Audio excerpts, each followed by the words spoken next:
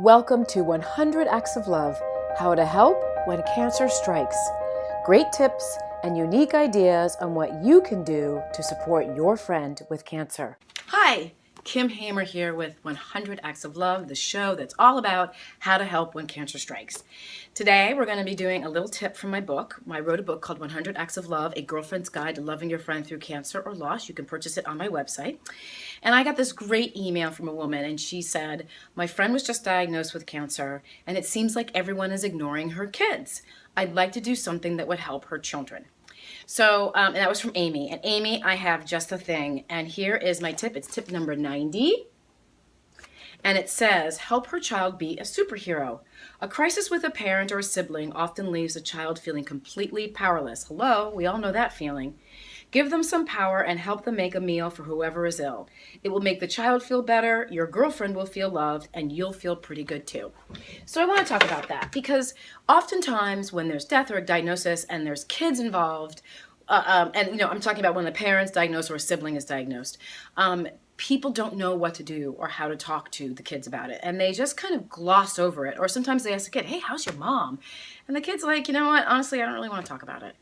But, that powerlessness that you feel, the inability to really do something that, the desire to do something that would make them feel better, is the exact same way a child feels. Really the exact same way a child feels. Only they don't have words to express it the way that you and I do.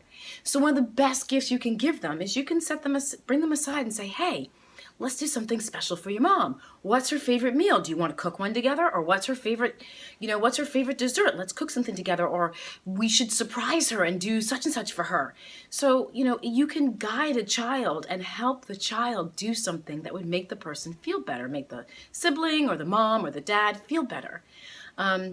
One of the best things that we did when Art was sick, we had a 44th birthday party for him. Unfortunately, it was in the hospital. And the kids, I got a bunch of cards. I told everyone we were doing this. And the kids loved bringing the cards in and opening them up for Art. It just made their day because they wanted to bring him some type of comfort. I had this fantastic photograph of my daughter, Palace. And Art is in bed and he's got the covers up and he's bald, and Palace is sitting on bed, and you can tell she's telling this really great story, and she's got the stuffed dog in her lap and she's just talking to him. And so those kind of moments that kids are allowed to have with a person who is dealing with cancer, be it a parent or a sibling, are absolutely priceless.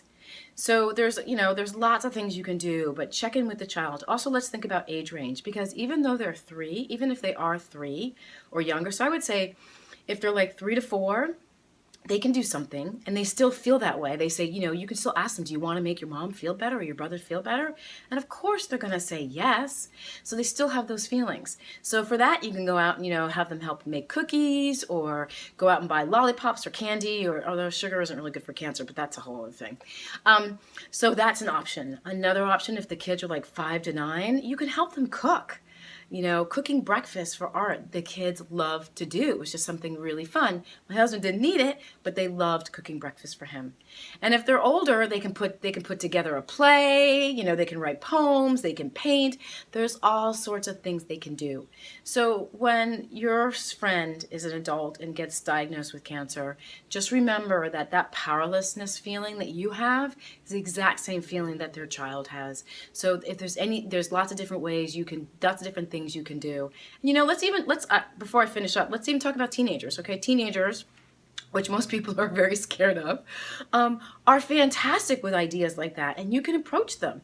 And they may say, no, I don't want to do anything, but then they might turn around a little bit later and come back. So, make sure that they have your phone number in their phone and say, look, if you think of anything you want to do, let me know. I was thinking we could throw a party, or I was thinking, we could make a movie, or I was thinking we could do whatever. But, teenagers may take a little bit longer to warm up to the idea, but they will warm up to the idea.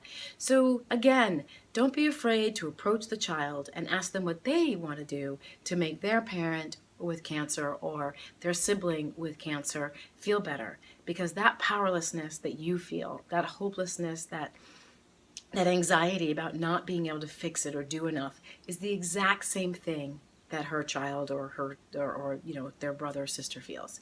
Okay, thank you so much for joining me. For more tips, go to 100actsoflove.com, 100actsoflove.com. Also, please subscribe down below. I post every Wednesday thereabouts. You can please tweet at me. I'm happy to answer any questions.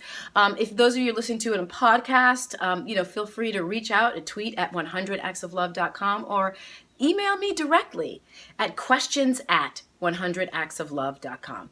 Thank you so much. Talk to you next week. Bye. If you enjoyed this show and want to get more great ideas, insider information, and exclusive invites, visit 100actsoflove.com. And remember, you matter.